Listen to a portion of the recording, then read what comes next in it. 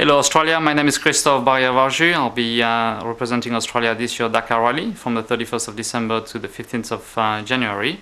And this will be my motorcycle that I'll be racing across the desert in Africa for 16 days.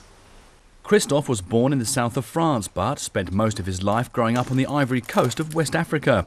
He now resides in Nelson Bay and he's found the nearby Stockton sand dunes the perfect location for fine-tuning his assault on the 9,000-kilometre race that tests not only technical skill but also mental strength. It's more of a race of a self-discovery than it is of anything else.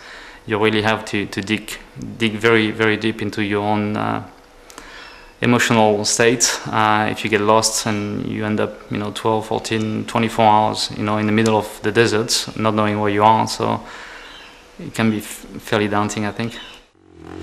The 2006 Lisbon to Dakar race is going back to basics, with navigation relying heavily on the traditional road book, with the use of global positioning systems reduced compared to recent years.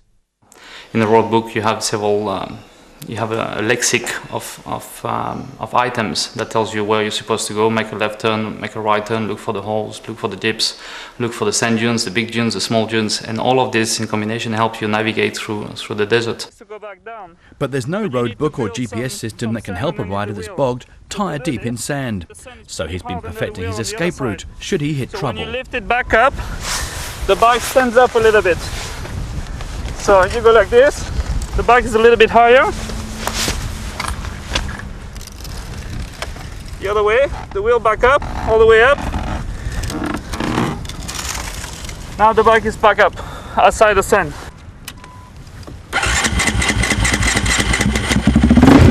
You're ready to go. It's not a race for the faint-hearted or those lacking financial clout.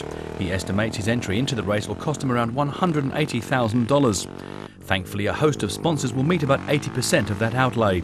And if he has his way, the man with 20 years' experience riding motocross will be back in future years. My goal is to race this for 4 years. The first year is much more of a learning experience. Try to learn as much as I can from other riders, learn how to navigate, learn riding techniques as well, make sure I maintain my body across the entire day. And then as I go later in the stages, I try to increase the rhythm a little bit more to see where I kind of fit within the other riders. If success depends on preparation, Varju could well be making a bigger impact on the race than some of the more established names. I've thought about so much about this race that it almost feels like I've already done the race. I've talked to so many people trying to get as many tips as possible. It's definitely going to be a big challenge when you look at 9,000 kilometers.